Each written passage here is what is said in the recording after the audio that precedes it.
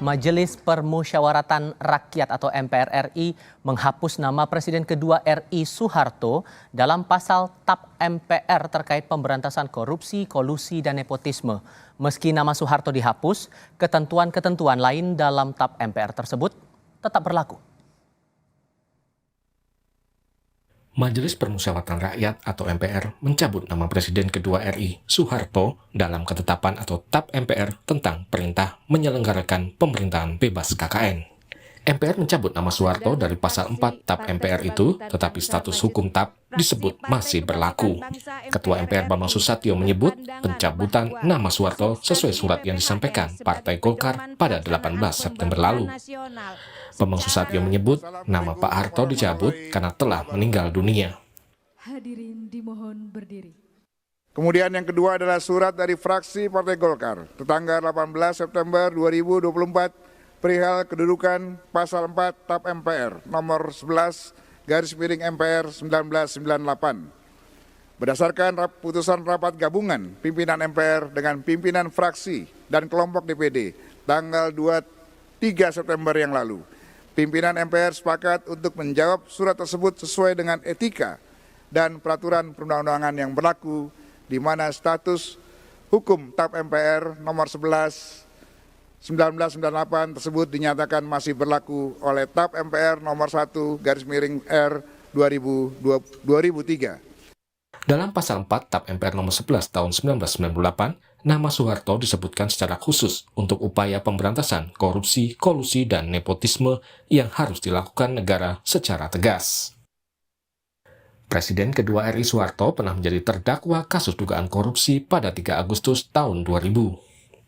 Soeharto ditetapkan terdakwa kasus dugaan korupsi yang melibatkan 7 yayasan yang didirikannya. Sebelumnya hasil pemeriksaan kekayaan Yayasan Soeharto diketahui mencapai 4 triliun lebih. Soeharto pernah dipanggil untuk persidangan pada 14 September tahun 2000 tetapi tidak hadir karena alasan sakit. Jaksa Agung Abdurrahman Saleh pada 11 Mei 2006 pernah mengeluarkan SP3 atas kasus itu. Status terdakwa Soeharto dicabut usai Pengadilan Tinggi Jakarta menyatakan SP3 Kejaksaan Agung sah secara hukum pada 1 Agustus tahun 2006. Direktur Eksekutif Amnesty International Indonesia Usman Hamid menyebut penghapusan nama Soeharto di TAP MPR nomor 11 tahun 1998 membuat negara seolah-olah menghapus dosa masa lalu dari Soeharto dan kroninya. TAP MPR nomor 11 tahun 1998 yang memandatkan negara untuk memberantas korupsi, kolusi, dan nepotisme, khususnya yang melibatkan keluarga Soeharto dan kroni-kroninya, justru dihapus dari TAP MPR tersebut. Ini sama artinya dengan memutihkan dosa-dosa di masa lalu yang belum dipertanggungjawabkan oleh negara. Bahkan bukan hanya korupsi, kolusi, dan nepotisme, tetapi juga pengrusakan lingkungan, pelanggaran hak asasi manusia yang terjadi akibat kebijakan pemerintahan yang korup di masa lalu. Selain menghapus nama Soeharto dalam TAP MPR, sidang akhir masa jabatan MPR Rabu kemarin juga mencabut TAP MPR tentang Presiden Soekarno dan Presiden Abdurrahman Wahid. Tim Liputan Kompas TV. Mengapa MPR menghapus nama Soeharto dalam TAP MPR tentang pemberantasan korupsi, kolusi, dan nepotisme? Apa pula implikasi dari penghapusan nama Soeharto dalam TAP MPR itu? Kami akan bahas bersama dengan para narasumber. Saat ini di studio sudah bergabung Wakil Ketua MPR RI Fadel Muhammad. Pak Fadel, Assalamualaikum, selamat malam Pak. Waalaikumsalam, selamat malam. Terima kasih sudah bergabung bersama kami, dan via sambungan dalam jaringan sudah bergabung Direktur Eksekutif Amnesty International Indonesia Usman Hamid. Mas Usman, selamat malam, apa kabar? Selamat malam Mas Tifas. Terima kasih sudah bergabung juga bersama kami. Pak Fadel, saya ke Anda dulu. Apa urgensinya atau seberapa mendesak nama Pak Harto ini harus dihapus dalam TAP MPR tentang KKN itu? Saya ingin menjelaskan latar belakang. Oke. Karena saya sudah mendengar beberapa kali orang memberikan tanggapan di media. Supaya tidak salah, jadi ini bermula dari surat Menteri Hukum dan HAM kepada MPR yang meminta kalau boleh kita mencabut TAP MPR, ketetapan MPR nomor 33 tahun 67 tentang pengkhianatan daripada Soekarno, presiden pertama kita. Setelah itu kami kaji, kita bahas, kita kaji, dan kita merasa bahwa ini tidak apa-apa kita cabut. Maka kami pimpinan MPR bersepakat, kita rapat dengan teman-teman para fraksi MPR setuju untuk mencabut ini. Ketika kita setuju mencabut ini, Partai Golkar melihat bahwa, oh kenapa kita tidak mengajukan mengenai Pak Harto. Maka mereka mengajukan kepada kita.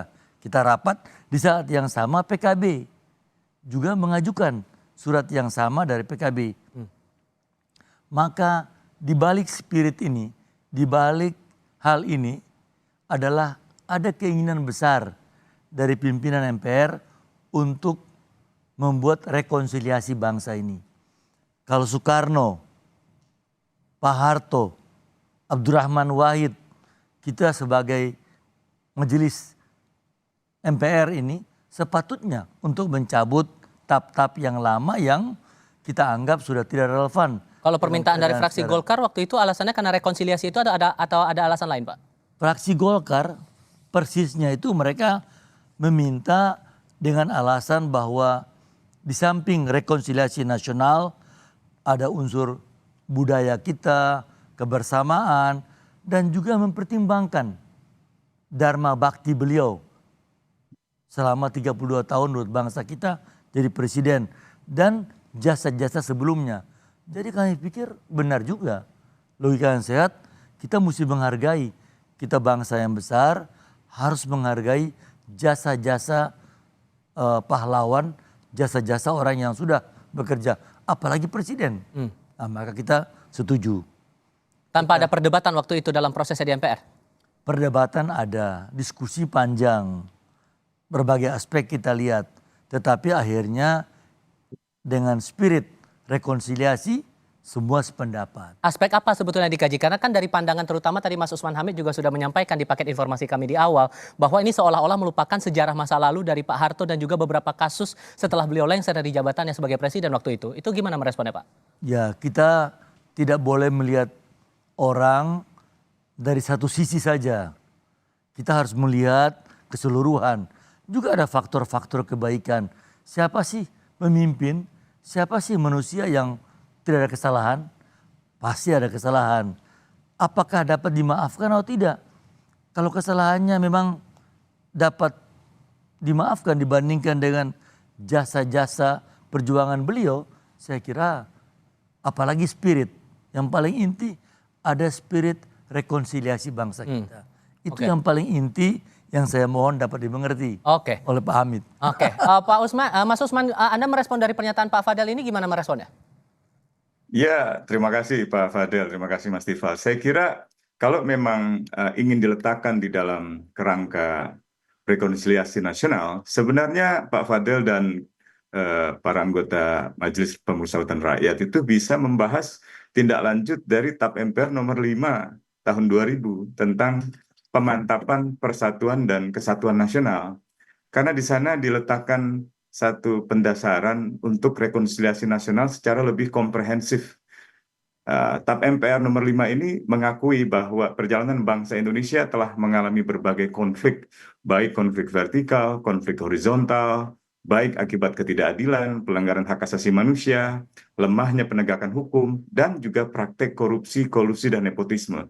Itu dituangkan secara eksplisit di dalam konsideran TAP MPR nomor 5 tahun 2000 tentang pemantapan persatuan dan kesatuan nasional. Nah, salah satu yang dapat diambil secara konkret sebagai katakanlah wakil-wakil rakyat, partai-partai politik di MPR, juga di DPR, TAP MPR itu memandatkan pembentukan sebuah undang-undang Komisi Kebenaran dan Rekonsiliasi. Nah, Komisi Kebenaran dan Rekonsiliasi ini terinspirasi dari pengalaman di Afrika Selatan. Ketika muncul pertanyaan apa yang akan dilakukan terhadap penguasa di masa lalu yang menimbulkan sistem apartheid, sistem yang mendiskriminasi dan menyingkirkan warga masyarakat hanya karena kulit hitam. Itu juga terinspirasi di sejumlah negara-negara Amerika Latin seperti Guatemala sampai dengan Argentina. Nah, salah satunya adalah dengan menyelenggarakan proses pencarian dan pengungkapan kebenaran. Misalnya, tadi Pak Fadel mengatakan bahwa tentu kita harus melihat seseorang itu, termasuk seorang pemimpin, dari sisi baik dan dari sisi buruknya.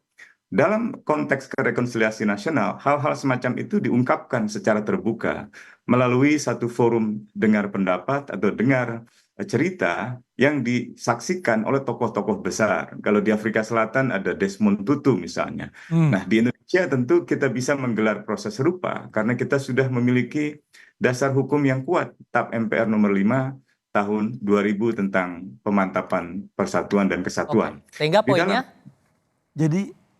sehingga poinnya apa Mas Usman? Sorry.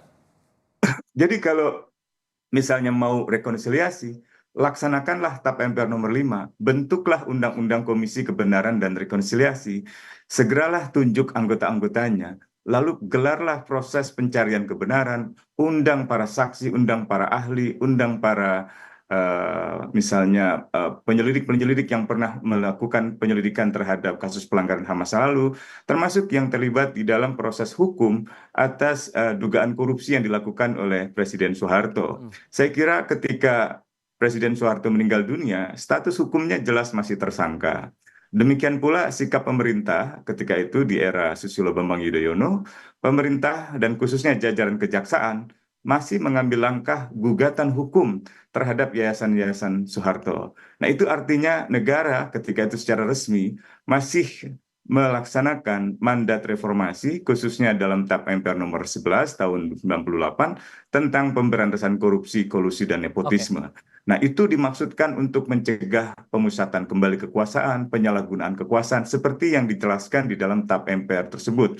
Nah, sekarang pertanyaan saya, mengapa Pak Fadel dan para anggota Majelis Permusyawaratan Rakyat atau partai-partai politik di Senayan tidak melaksanakan TAP MPR nomor 5 tahun 2000 untuk menjalankan rekonsiliasi nasional yang dimaksud tadi? Oke, boleh langsung dijawab Pak. Begini, Bung, saya kira apa yang Anda sampaikan ada benarnya.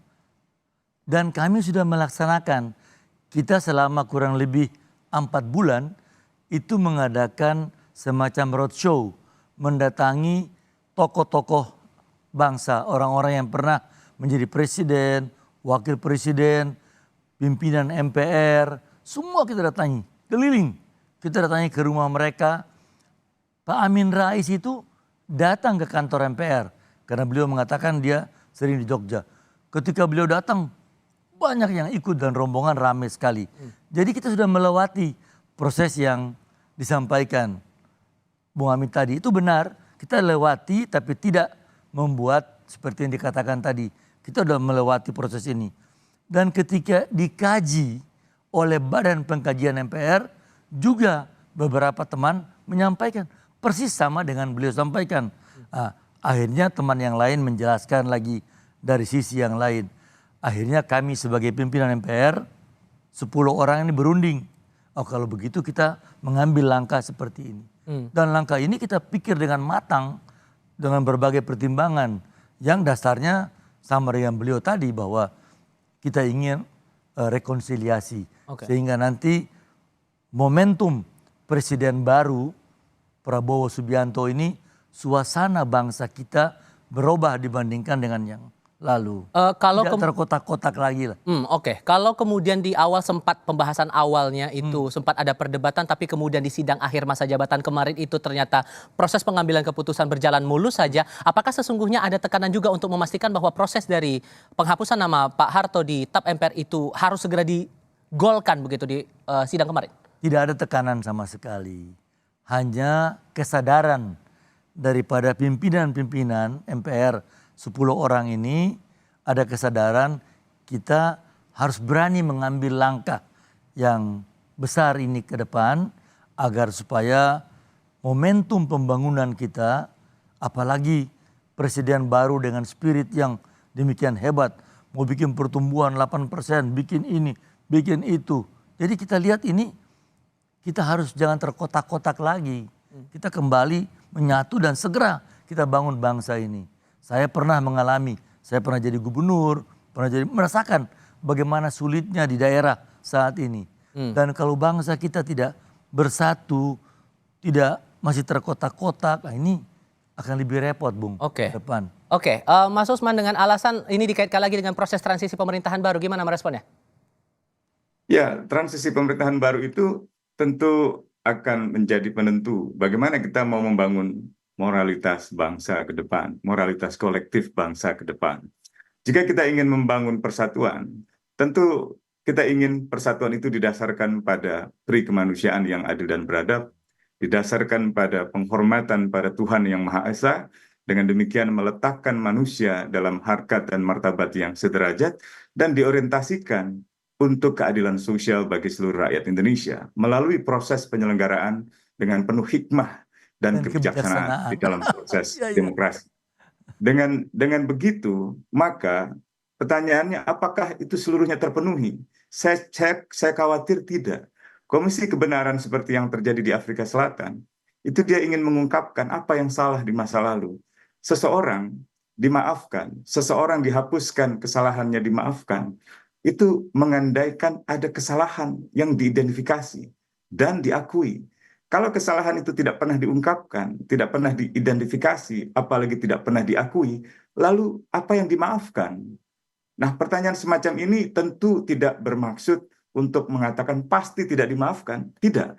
Ini perlu satu proses yang jujur dengan partisipasi masyarakat yang luas. Oke. Partisipasi dari mereka yang terdampak dari kebijakan dan penyalahgunaan kekuasaan di masa lalu. Nah, Kalau bagusnya hanya 10 prosedurnya orang yang menurut Anda membahas, bagaimana? Karena kan kalau kita pahami, kita ambillah dari contoh di DPR. Kalau kita mengubah, kalau dalam proses revisi undang-undang itu pasti akan ada daftar inventarisasi masalah atau DIM. Nah, menurut Anda, Mas Usman, untuk perubahan TAP MPR, terutama untuk menghapuskan nama Pak Harto dalam TAP MPR itu, prosedur apa yang baik yang seharusnya dilakukan?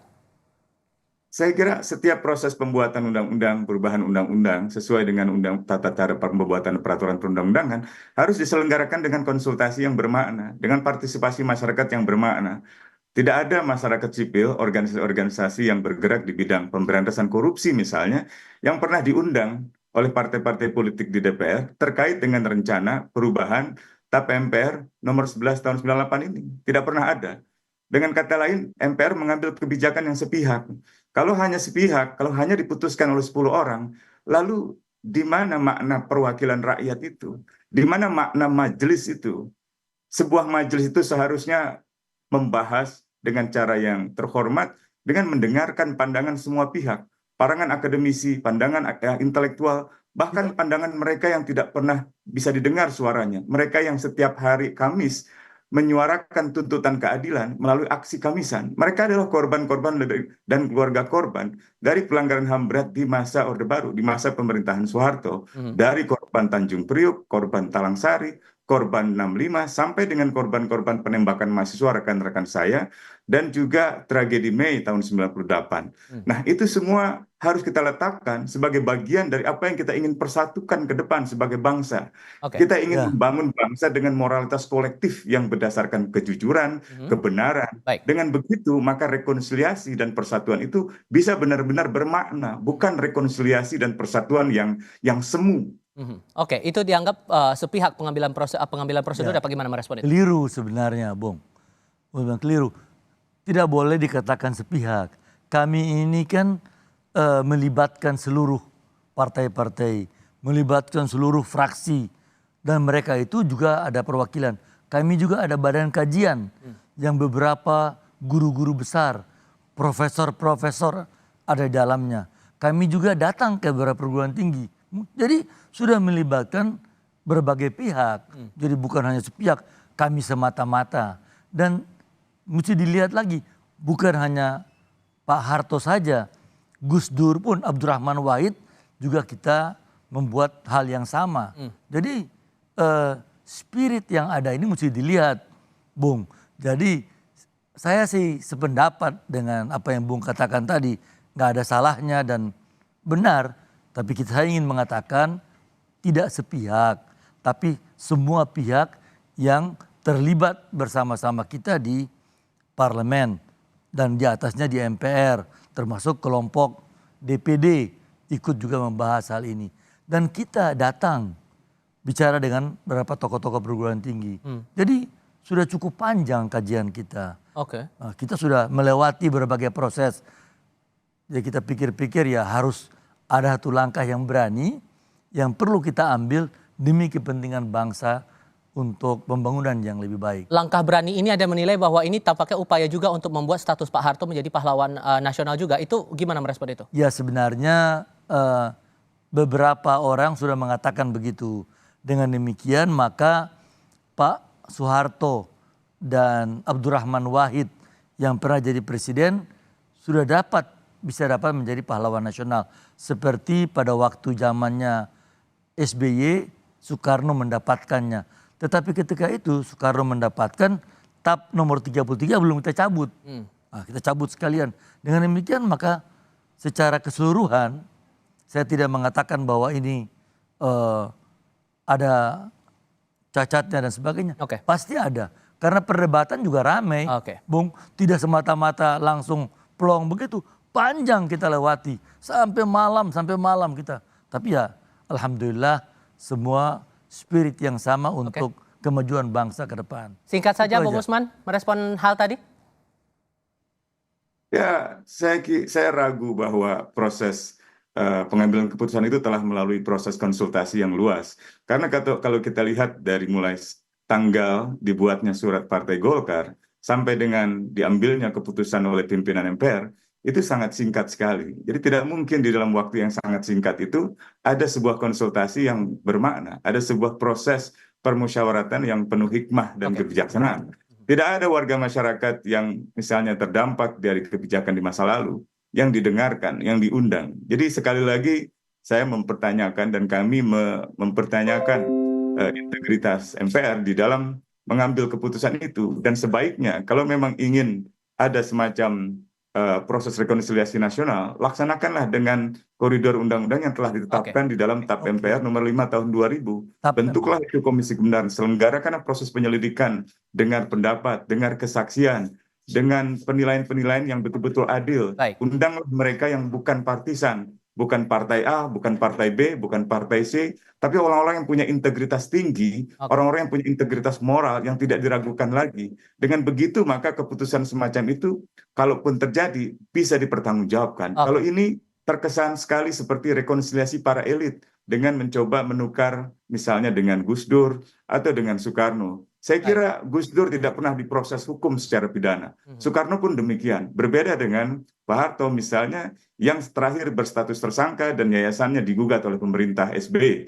Jadi sekali lagi keputusan ini saya kira keputusan yang tidak mencerminkan etika kehidupan kebangsaan yang benar, yang didasarkan pada keadilan, kemanusiaan, ketuhanan, kerakyatan, dan juga prinsip-prinsip penting di dalam kehidupan berbangsa kita. Bung Usman Hamid dari Amnesty International Indonesia, terima kasih bergabung lewat sambungan dalam Terima kasih, Pak Fadel Pak Muhammad Fadel, juga terima kasih sudah Terima kasih, bergabung. saya kira ini bagus Kali ini. masukannya, nanti kita ketemu tersendiri dengan Harapannya begitu dan bisa Ya, ditampung kita untuk bahas aspirasi lagi. publik ini. Terima kasih semuanya sudah hadir, selamat malam.